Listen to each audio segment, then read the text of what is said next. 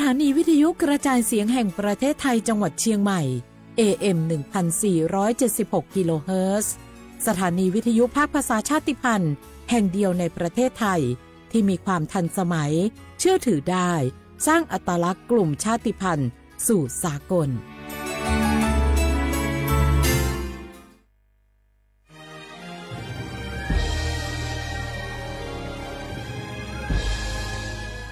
เกิดเป็นคนไทยเติบโตบนผืนแผ่นดินไทยจงภูมิใจในความเป็นไทยชาติไทยเรานั้นนับเป็นชาติที่มีความเป็นมาเก่าแก่ยาวนานเรามีภาษาวัฒนธรรมและมีสิ่งต่างๆที่เป็นเอกลักษณ์ให้เราได้ภาคภูมิใจในความเป็นคนไทยเราควรเห็นคุณค่าและมีความรักชาติหวงแหนแผ่นดินอันเป็นมรดกของบรรพชน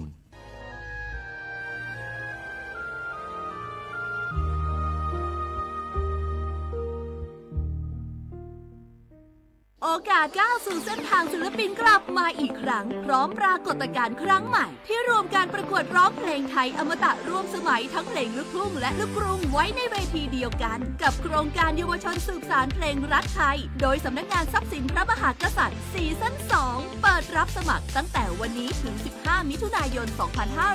2568ชิงถ้วยพระราชทานและรางวัลกว่า100,000 บาทติดตามข้อมูลเพิ่มเติมได้ทาง Facebook เยาวชนสืบสานรักเพลงไทยนี่รู้กันไหมสิทธิบัตรทองหรือบัตร30 บาทเป็นสิทธิหลักประกันสุขภาพตามกฎหมายที่ช่วยคุ้มครองคนไทยทุกคนให้เข้าถึงบริการสุขภาพที่จำเป็นโดยไม่ต้องเสียค่าใช้จ่ายเลยนะครอบคลุมทั้งการรักษาพยาบาลการป้องกันโรคการฟื้นฟูสมรรถภาพทางการแพทย์เรียกว่าช่วยให้คนไทยอุ่นใจกันเลยทีเดียวสอบถามเพิ่มเติมสายด่วนสปสช1330ทุกครั้งที่ใช้สิทธิบัตรทองหรือบัตร30 บาทอย่าลืมพกบัตรประชาชนเพื่อยืนยันการใช้สิทธิไม่ว่าจะไปรักษารับบริการป้องกันโรคหรือบริการอื่นๆสำหรับเด็กเล็กที่ยังไม่มีบัตรประชาชนใช้ใบเกิดแสดงคู่กับบัตรประชาชนของผู้ปกครองง่ายสะดวกรักษาได้ทันทีสอบถามเพิ่มเติมได้ที่สายด่วนสปสช1330ในยุคที่เทคโนโลยีก้าวกระโดดโจรออนไลน์ก็ก้าวตามมาติดสื่อออนไลน์เปรียบเสมือนแหล่งข้อมูลชั้นดีของโจรออนไลน์เราควรใช้สื่อออนไลน์ด้วยความระมัดระวังและป้องกันตัวเองจากโจรออนไลน์ด้วยคาถา3อย่า 1. อย่าโหลดแอปจากแหล่งอื่นๆที่ไม่ใช่ App Store หรือ Play Store 2. อย่าแอดไลน์คนที่ไม่รู้จักหรืออ้างเป็นเจ้าหน้าที่หรือหน่วยงานต่างๆไม่ว่าจะเป็นจากรัฐหรือเอกชนและ 3. อย่าสแกนใบหน้าหรือให้ข้อมูลส่วนตัวในแอปที่ไม่รู้จักเด็ดขาดที่สำคัญควรท่องให้ขึ้นใจว่าธนาคารจะไม่แนบลิงก์ทุกประเภทผ่าน SMS และอีเมลรวมทั้งไม่ส่งลิงก์ขอข้อมูลสำคัญผ่านช่องทางโซเชียลมีเดียยกเว้นกรณีลูกค้าร้องขอด้วยตัวเองเท่านั้นด้วยความปรารถนาดีจากสำนักงานประชาสัมพันธ์ที่3กรมประชาสัมพันธ์ฝนตกหนักน้ำท่วมภัยธรรมชาติที่เราหลีกเลี่ยงไม่ได้แต่เราสามารถเตรียมตัวให้พร้อมเพื่อความปลอดภัยของทุกคนในครอบครัวได้ก่อนน้ำมาเตรียมตัวให้พร้อมเก็บของสำคัญขึ้นที่สูงเช่นเอกสารสำคัญเงินสดและสิ่งของจำเป็นอื่นๆและถ้าหากบ้านอยู่ในพื้นที่เสี่ยงให้ติดตามข่าวสารจากทางราชการอย่างใกล้ชิดเตรียมไฟฉายแบตเตอรี่สำรองวิทยุสื่อสารและยาสามัญประจำบ้านไว้ให้พร้อมและอย่าลืมตรวจสอบเส้นทางอพยพที่ใกล้ที่สุดด้วยขณะเกิดน้ำท่วมอย่าเดินฝ่าน้ำที่ไหลแรงหลีกเลี่ยงการสัมผัสกระแสไฟฟ้าและหากต้องอพยพให้ปฏิบัติตามคำแนะนำของเจ้าหน้าที่อย่างเคร่งครัดเมื่อภัยผ่านพ้นตรวจสอบความเสียหายของบ้านและทำความสะอาดเพื่อป้องกันโรคที่มากับน้ำท่วมเตรียมตัวให้พร้อมก่อนภัยมาถึงเราจึงจะปลอดภัยด้วยความปรารถนาดีจากสำนักงานประชาสัมพันธ์ที่3กรมประชาสัมพันธ์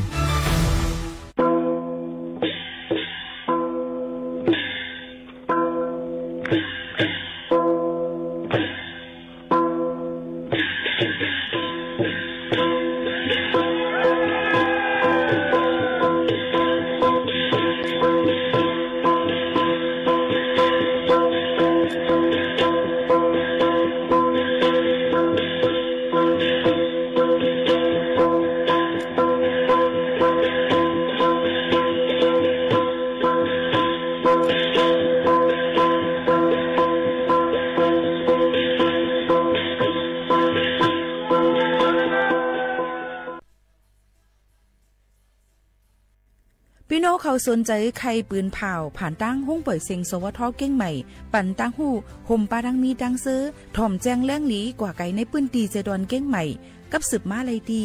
สวทเก้งใหม่หมายฝน053-276-068และ092-246-8579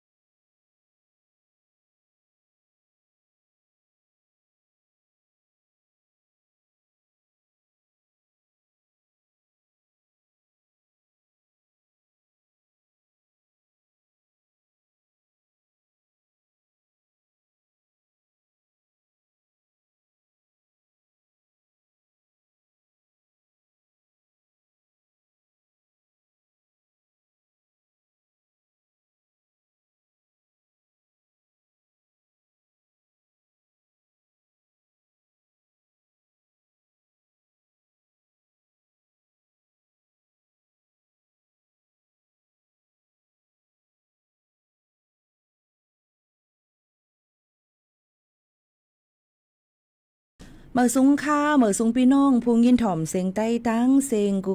ก้นคาฮุบทบจ้อมปอแม่ปีน้องๆเฮาเขาดีห้องปล่อยเสียง สวทเก้งใหม่ AM 1476กิโลเฮิรตซ์ปืนปล่อยเสียงกูวันๆพอถึงมาเข้ายาม10 โมงถึง11 โมงกลางเนื้อกลางค่ำอยู่จอมขาวยิงหมูขาวโน้นค่ะในวันเมื่อในเฮาค่ะฮบทบจอมกันเสถึงมาเนื้อวันพัดที่5เหลินทน6ปีเครด2เฮงปลาย25ปีใต้2เฮง1ปากปลาย19ปีก็จ่า1เฮง3ปากปลาย87คู่ในค่ะฮบทบซ่อมกันตีในสิพี่น้องเฮาเขาทอมอยู่ตีเลยตั้งเลยในก็ให้มีลองตั้งกัดจืนเย็นเจอกันกูก็กูก้นตั้งหมดตั้งเสียงในเขาย้อนสู้ส่งปันกูก็กูก้นอยู่ค่ะตอนแต่ในวันเมื่อในก็เป็นเลิน7เหมือ10คำฮอดถึงมาสิอยู่จำกันที่ในข้าวย่ำก็เปลี่ยนไปแลกลายกว่าตอนแต่เฮาค้านั่นในก็ได้เลยฮบทบซ่อมกันกูวัน10ถึง11 โมงจำหนังข้าวย่ำตั้งเมืองจึงไทยหับถอมเลยตั้งเรดิโอออมล้ม AM 1476กิโลเฮิรตซ์ค่ะอ่ำใจ FM ค่ะเนาะเป็น AM ค่ะAM 1476กิโลเฮิรตซ์ค่ะหับถอมรายตั้งแฟนเพจ Facebook สวทเก้งใหม่ AM 1476กิโลเฮิรตซ์และโดยรายตั้งไลฟ์ TikTok ในค่ะรายตีรายตั้งเฮาค่ะหนังหือบ่ได้เข้าถึงปอแม่ปีๆน้องๆเฮาเขาค่ะวังๆในเฮาค่ะเดมีในค่ะขอพื้นลิกต้องถามพี่น้องเขาชมอยู่ที่เลยตั้งรายกันพองในค่ะเนาะเฮาเดี๋ยวให้พี่น้องเขาส่งมาบันจื้อตีอยู่หมายโฟนกับสืบเจ้งหนังไหนค่ะเฮาค่ะเดี๋ยวมีแบบฟอร์มบันพี่น้องเขาจ้อมไหนค่ะเนาะอันนี้ก็เดี๋ยวห่างเฮียนกันไว้ในนั่นค่ะหนังหือบ่เผาเป็นก้นกุศลกรรมลีก็เดี๋ยวเลยซื้อโตโคตอนตั้งห้องปล่อยเสียงเฮาค่ะนี่ค่ะเนาะเดี๋ยวเป็นตั้งห้องปล่อยเสียงเจ้งหนังไหนค่ะที่ห่างเฮียนกันไว้อยู่ในค่ะเนาะอันนี้ก็เอาข่าวมาฝากปันย่อก็เดี๋ยวลงปืนตีก็ฮบทบจ้อมพี่น้องเฮาเขาเนี่ยค่ะแค่ย้อนต้องถามพี่น้องเขาว่าพี่น้องเขาจู่ตุ่มกันอยู่ไว้ตั้งไรนำหรือเซเปิ้นเพราะว่าพี่น้องเขาอยู่ไว้เป็นหมู่เป็นจุ่มนำในเฮาค่ะเดี๋ยวลงปืนตีก็ต้องถามว่าถอมตั้งห้องปล่อยเสียง AM 1476เจ้าหมูเขานวลอยู่5ถอมย่อเป็นจังหือพองถอมตั้งเลยตั้งเรดิโอออมโลมาถอมตั้งออนไลน์5ให้ไหนค่ะย่อก็ใครปันตั้งหันถึงจังหือในเฮาค่ะก็ได้มีข้อถามเจ้าหน้าที่ตั้งเฮาในติลงปืนตีกว่าอีกป้าตัวยิงหมูเขานวลค่ะเนาะยื่นปานนั้นเพราะว่าพี่น้องเขาใครให้ลงปืนตีกว่าฮบทบพี่น้องเฮาเขาตั้งเลยในก็บอกละถึงยิงหมูเขานวลเลยเพิ่งในค่ะเนาะยื่นปูว่าเฮาค่ะดีกว่าตั้งปอดห้องแล้วก็ปอดจานจังหนังดังหรือตั้งไตจังไหนนั่นค่ะเนาะจังหนังไหนค่ะเอาพี่น้องเขาอยู่จำตั้งเลยในก็แค่นตัวหมอกลัดปันเฮาค่ะก็ได้ยืนหมอกลัดในตีปังกลุ่มเสกว่าทุบพี่น้องเขาค่ะกูปีก็ดีกว่าปีกายกว่าดังเมืองเป้าค่ะเนาะพี่น้องเขาค่ะโยก็ตั้งแม่แจ่มค่ะปีกายกว่าดังแม่อ้อนจังไหนค่ะเพราะว่าจังไหนก็พี่น้องเขามีจู่ตุ่มกันไว้ตั้งเลยในก็มอก10-20ก็30ก็จังไหนก็เฮาค่ะได้ลงปืนตีกะหาพี่น้องเขาเนี่ยค่ะก็ต้องทำลองถ่อมตั้งห้องปล่อยเสียงจังหนังไหนแก้ขนาดมีลองอีสังค่ะลองดังจังไหนก็เฮาค่ะก็ได้เลยฮุบทุบจำพี่น้องเขาก็ได้มีเจ้าเครือหลายๆก็7ก็ปันปุดแลกลายกันกว่าฮุบทุบพี่น้องเขาอีกป้าผู้จัดรายการและผู้ใหญ่ก็ลงตั้งห้องปล่อยเสียงเฮาค่ะอยู่เลยรอทอมอยู่ค่ะค่ะยินจมค่ะยินจมกูก็ขนาดที่ต้องตักจอมกันที่ในนี่ค่ะเนาะเมื่อกี้เฮาค่ะเปิดบันเพ่งความป้อมักโถนเอาจอมมาแล้วนี่ค่ะเอามาฝากดวนจู้ถึงป้อแม่ปีน้องๆเฮาเขาให้แรงยินถ่อมจอมกันซึ่งหนังไหนค่ะเนาะจึงคือเกาหลีค่ะอยู่เป็นก็เซจอมกันนี่ค่ะฮับถ่อมจอมกันในตอนการเฮาค่ะที่ในก็มีดังจมดังซื้อที่ว่าป้ออ่ำสุดอ่ำเซ็งค่ะพี่น้องเฮาเขายันเพิ่นนั้นแลทอมอยู่ที่แล้วตั้งไรนี่ก็หมอกกล่าวถึงเฮาค่ะก็ยินจมขอบเจอใหญ่น้ำเตว่าค่ะป้อแม่ปีน้องๆเขาค่ะเฮาค่ะมาถ่อมตัวในนั่นค่ะปีน้องๆเขาค่ะข่าวเงากันอีกวันนึงค่ะเนาะป้อแม่ปีน้องๆเฮาเขาค่ะยังพ้องแต่เหลวนั่นในค่ะเนาะเกี่ยวกับไปลองข่าวเงาฟิงฟ้าราศีนั่นในค่ะเนาะดังเสดอนเก้งใหม่ฝนเดตกลงมาโหปักมันเศร้าในปืนตีกุ้ยเนี่ยค่ะลมตั้งใหม่มันนั่นตั้งเก้งใหม่ก็จะอยู่ที่36องศาดิกิอันไม่เลอเตอร์นั่นค่ะเนาะพี่น้องเขาค่ะซึ่งหนังไหนค่ะยื่นเบอร์นั้นแลพี่น้องเขาอยู่ตั้งเซดอนเก้งใหม่ในก็กลางในเจ้าก็ได้มีหมอก25องศาดิกรีในนั่นค่ะฝนก็ได้บ่ตกน้ำเย้าในนั่นค่ะก้อยกาวะดีกว่าตกนำแทงหลายวันปนมาปนซึ่งหนังในค่ะก็เปิ้นนั้นลองตั้งอันนี้ก็เอามาฝากปันพ่อแม่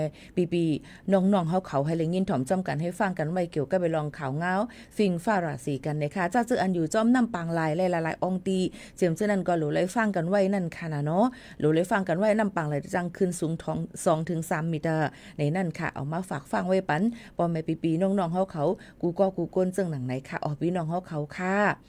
เฮาค่ะมาด้วยแทงในค่ะพี่น้องเขามือว่ามือซึ้นในก็เดี๋ยวเลยห่างเฮียนกันไว้ในนั่นขนาดเนาะเกี่ยวกับไปลองมังก็ดีว่าอ่ำใส่หมูให้เพ่ใน ใกล้เป็นเต้คือเนาะในเปิ้นตี้ยอบเต้คือนะตี้ยอบเต้ในนั่นค่ะพี่น้องเขาก็เปิ้นนั่นแหละพี่น้องเขาโหลไล่ฟังกันไว้จอมในนั่นค่ะพี่น้องเขาค่ะยันเปิ้นนั่นแหละตั้งเสดอนเก้งใหม่ก็ไม่เจอนั่นน่ะขนาดนอนหนังคือปอดีลอดเพจอมเซนตาใส่ตั้งใส่หมหูให้เพหมกกันนอกในจึงหนังไหนค่ะพี่น้องเขาก็เปิ้นนั่นแหละในปี2567ป่นมานั่นไหนค่ะภายตั้งลูลอมด้วยถึงลองตั้งเป็นเขาจะได้แหละอีกป้าดังลองฮอลโลทอกาจอมเซนตาใส่ตั้งเจ้านั่นในค่ะเนาะเปิ้นก็เลยบอกลาถึงว่าลองใส่หมหูให้เพในเป็นลองอันลำลองตอนตาได้จ้อยลดย้อมลองการหมัดเจ็บยก็ลู่ถึงอาสากสายใจไล่เมื่อในปี25ปากไป67นั่นในค่ะมีคนลู่เซงอาสากสายใจกว่าเลยลองตั้งเซนตั้งจอมเซนตาใส่ตั้งเป็นเพกึ่งกลางจอมตั้งนั่นค่ะน่ะ 17,000 เหง4ปากปลาย77ก็มีคนลู่ตายกว่าเลยลดเครื่องใน 14,000 เหง1ปากปลาย44ก็อำนั้นก็ยาวก็มีคนเดี๋ยวเลยว่าก้นลู่เสียงอาสากสายใจกว่าจอมลดเครื่องรวยอำใส่หมูหูให้เพ่ในค่ะนะ3ก็ใน2ชั่วโมงค่ะเดี๋ยวว่า2ชั่วโมงมีก้นลู่ตายกว่า3ก็เปิ้นพัดเพ่งมาจึงหนังไหนค่ะเนาะก็เปิ้นในแลเฮาก็หลูเลยฟังกันไว้ในนั่นค่ะพี่น้องเฮาเขาค่ะลองลดเพ่เปิ้นจังได้ขึ้นวิขอสั่งปันไว้ว่าให้อ่อนกันใส่หมูหูให้เพ่หมกกันนอก 100% นั่นค่ะเนาะหนังคือบ่ได้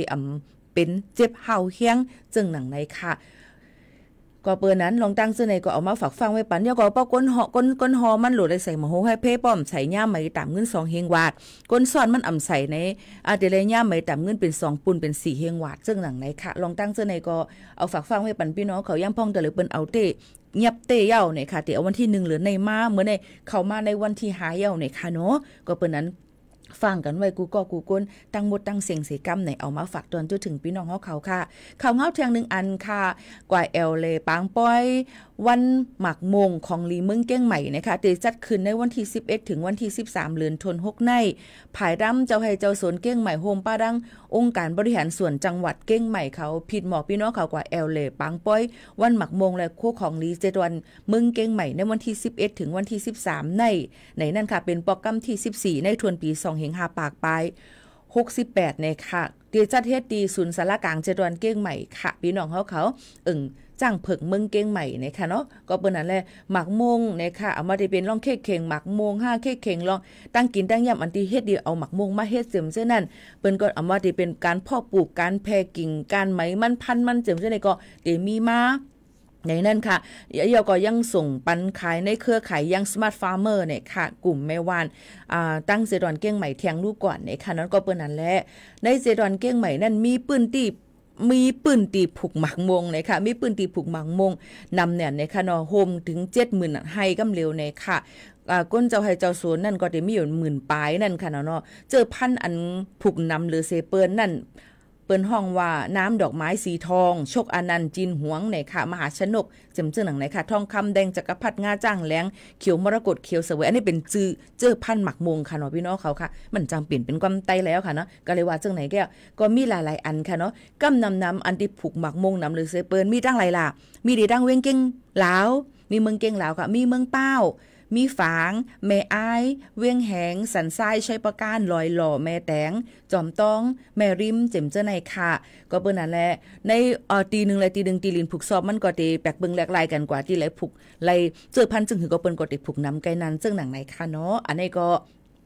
เอามาฝากตอนถึงพี่น้องเขาเยอะก็มันก็ยุ่มยามาพี่น้องเขาก็ได้ไล่เฮ็ดสวนหมักมงกันอยู่ในนั่นค่ะหมักมงปีนี้เรียกว่ากินเหลืองค่ะมีกวนพี่น้อง FC ผู้ยินถอมเฮาค่ะส่งมาปันตั้งนำตั้งหลายนะคะยังไปมีกวนอันอยู่สวนหมักลิ้นจีค่ะนะแต่เหลียวในที่ใครกินหมักลิ้นจีอยู่เพราะว่าผู้เลยพาอยู่สวนหมักลิ้นจีเนี่ยก็ตักมาอิดอ่อนนึงในค่ะนะยิ่งบัวขาวนุ่นใครกินเต้ค่ะในอ๋อค่ะในก็มาฝากปันในก็เป็นรองการผูกซอมหมักข้าวเต้าน้ำตีเลยสีอ่ำว่านี่นั่นค่ะพี่น้องเฮาเขาค่ะตีเลยสีอ่ำว่าเพราะว่า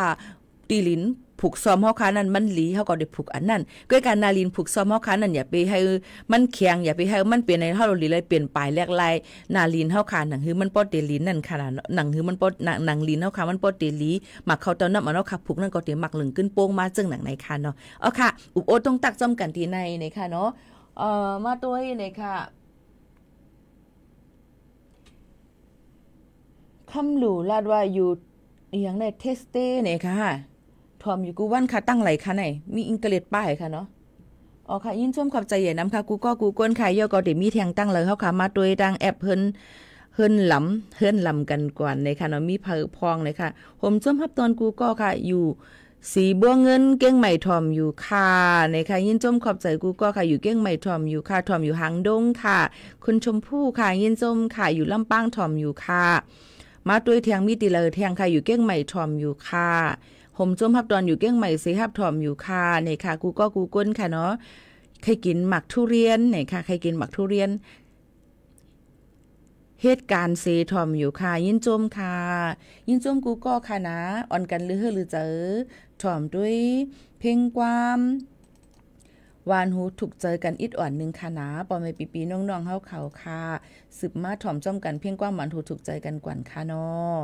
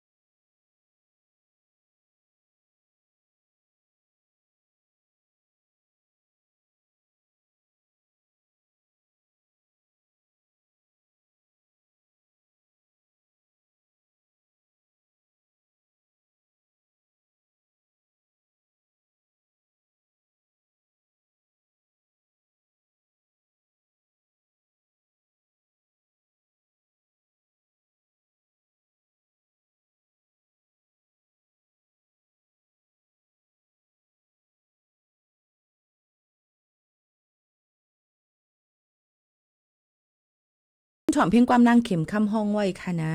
เอามาฝากตอนตัวถึงปอแม่พี่ๆน้องๆเขาค่ะอย่าไปทำมาจื้อกว่ามาหือค่าก่อมต้องอะไรก็เปิ้มันเป็น1 2 3 4แค่ไหนให้เขาเอาค่ะเอามาฝากปันเจ้าหนังไหนค่ะเนาะค่ะพี่น้องเขาเลยถ่อมเสียงแลแรงถ่อมตัวเงาหางเสียงอยู่ที่ห้องปล่อยเสียงสวทเก้งใหม่ AM 147กิโลเฮิรตซ์จอมเขายิงหมูขาวนนสุภาวันเชื้อสารวินปืนปล่อยเสียงกูวันค่ะเพราะว่าไลฟ์จังเฮิรนหลำในก็เดี๋ยวไล่วันจันทร์ถึงวันศุกร์บ่มีข้าวยามตูตันค่ะเนาะอยู่ดังพะเยาค่ะพะเยาป่าส้มหวานเนี่ยค่ะเนาะพี่น้องเขาค่ะอ๋อค่ะยินจมขอบใจค่ะกูก็ตีถ่อมอยู่หลายตีหลายตั้งนอกเมืองในเมืองจำไกลๆจังหือก็ยุ่มยำว่าเฮาค่ะเป็นโฮเจอฮักใต้เหมือนกันกุ้ยในนั่นค่ะมันก็เตรียมอีหังมากค่ะก่อมไปปองใจค่ะเนาะ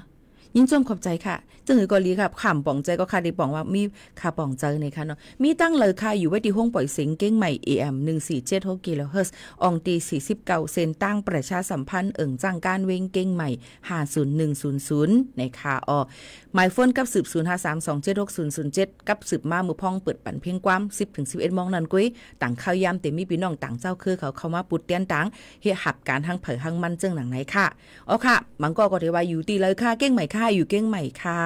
พี่น้องเขาก็อยู่ตีเลยอยู่เก้งใหม่กันในเหตุการณ์ห้องปล่อยเสียงมาปีในปียาวเข้าถึงปีที่16เย้านะคะเต็มเมื่อวันที่1ป่นมาในนะคะ16ปีปลายเอาค่ะแต่เร็วในนะ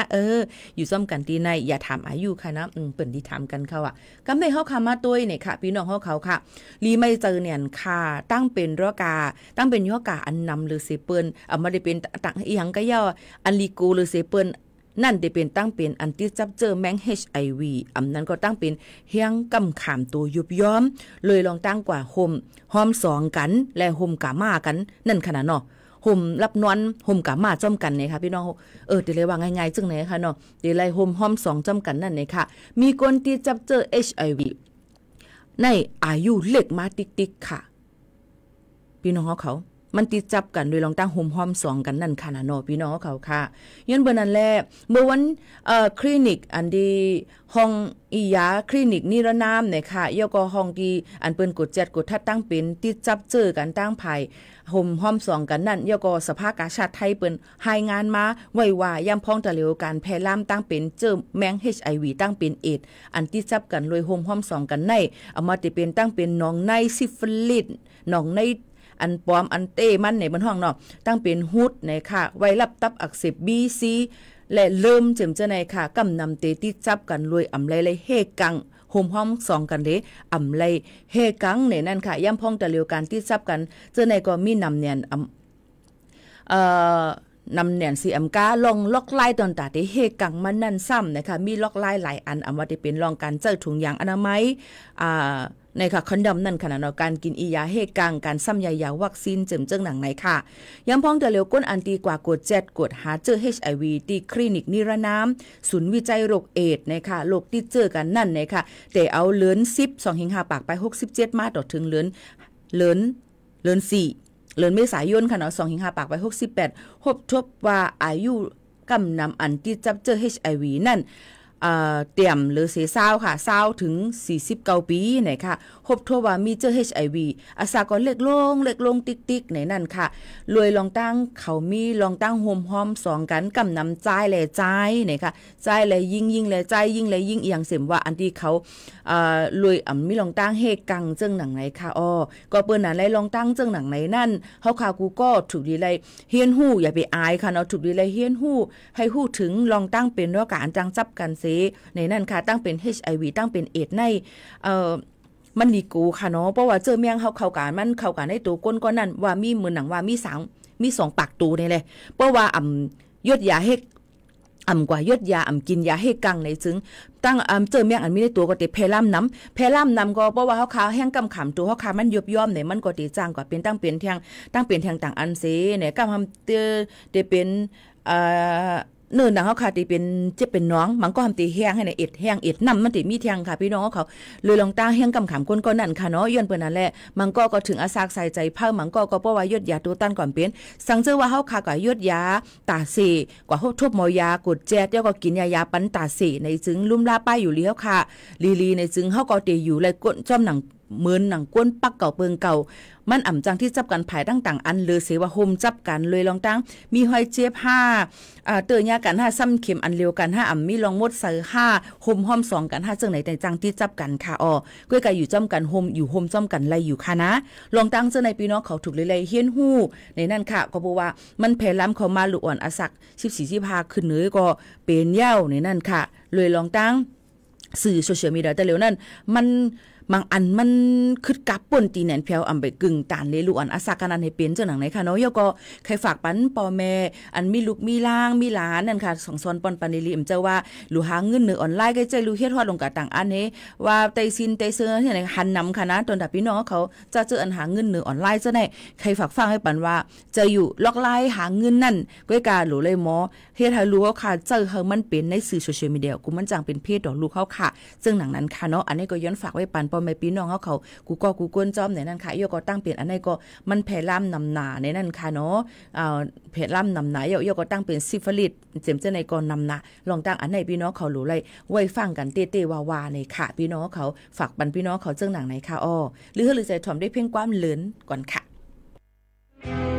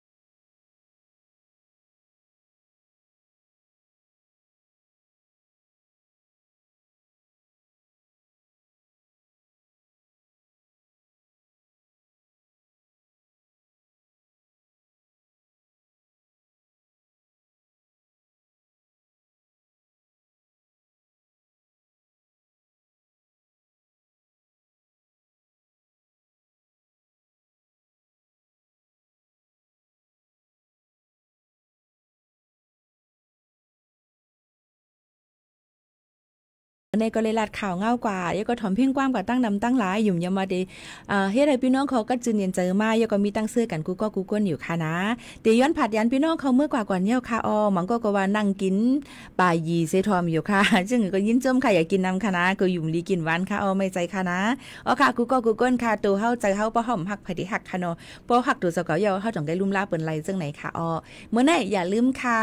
ยุ่มบันเที่ยงเจอตัวเจ้าเก่าแล้วก็อ่อนกันคัดเจอคึงปองให้สร้างนากันให้ขึ้นอย่าต้นกันกูก็กูก้นค่ะข้าวหมูข้าวนุ่นผัดยันมื้อก่อนค่ะยินชมขอบใจกูก็ค่ะเหมือสุงค่ะ